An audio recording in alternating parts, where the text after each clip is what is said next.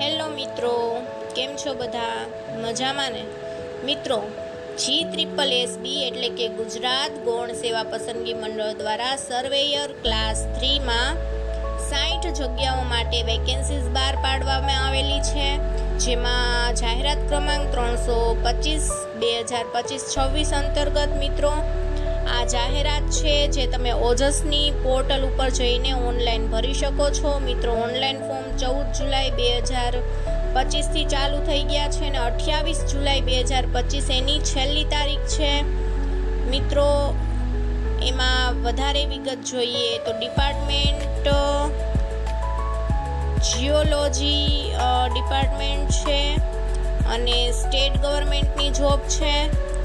મિત્રો, website GSSB.gujarat.gov.in પર તમે વિશેષ માહિતી મેળવી શકો છો. ટોટલ 60 પોસ્ટ છે. અને મિત્રો, એજ્યુકેશન ક્વોલિફિકેશન જોઈએ તો સિવિલ એન્જિનિયર હોય અથવા તો આઈટીઆઈ સર્વેયર કોર્સ સર્ટિફિકેટ કરેલો હોય તે લોકો આમાં એપ્લાય થઈ શકે છે. અને મિત્રો, 18થી 33 વર્ષની ઉંમર, મિત્રો એજ લિમિટ ટૂંકમાં ધારાધોરણ પ્રમાણે મળવાપાત્ર છે. વિડીયો હું PDF સ્ક્રોલ કરું છું, તમે વિડીયો પોઝ કરીને ચેક કરી શકો છો. જનરલ ઉમેદવાર 500 અને કેટેગરીવાળાએ 400 રૂપિયા ફી ભરવાની હોય છે. મિત્રો, ફિક્સ પગાર પ્રથમ 5 વર્ષ માટે 40,800 પ્રતિ માસ છે અને ત્યારબાદ મિત્રો 5 વર્ષ પછી 29,200ના પે સ્કેલ મુજબ તમને પગાર મળવા પાત્ર થશે.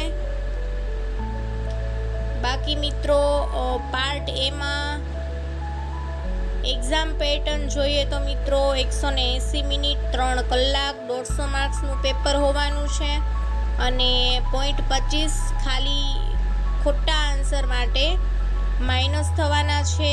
એમાં મિત્રો જોઈએ તો લોજિકલ રીઝનિંગ એન્ડ ડેટા ઇન્ટરપ્રિટેશનના 30 માર્ક્સ છે, ક્વોન્ટિટેટિવ એપ્ટિટ્યૂડના 30 માર્ક્સ છે.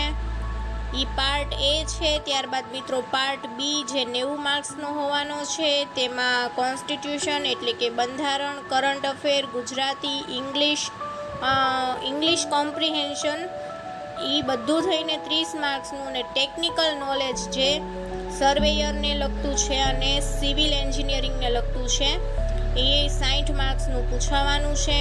તો મિત્રો, જે લોકોએ આઈટીઆઈનો આ કોર્સ કરેલો હોય અથવા તો સિવિલ એન્જિનિયરિંગ કરેલું હોય તે લોકો ચોક્કસથી આમાં ભરો, કારણ કે આવો કોર્સ કરનાર કે સિવિલ એન્જિનિયરિંગ કરનાર લોકો ઓછા હોય છે અને ગવર્મેન્ટ જોબ માટે ઓછા લોકો એપ્લાય કરતા હોય છે. એટલે આટલો સરસ પગાર મેળવવા માટેની જોબ ખૂબ ઝડપથી મળી જતી હોય છે.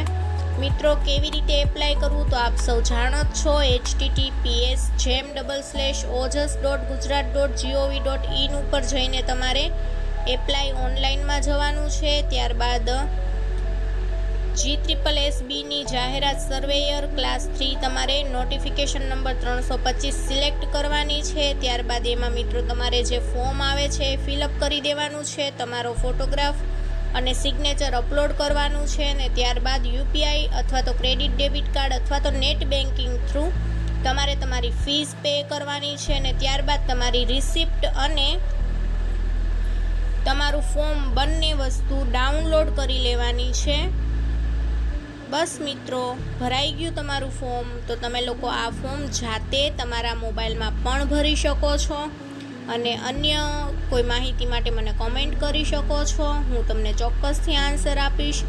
અને મિત્રો, આવા જ અવનવા ભરતીને લગતા વિડીયો મેળવવા માટે અમારી ચેનલને સબસ્ક્રાઈબ કરો અને બાજુમાં આપેલા બેલ આઇકનને ચોક્કસથી દબાવી દો.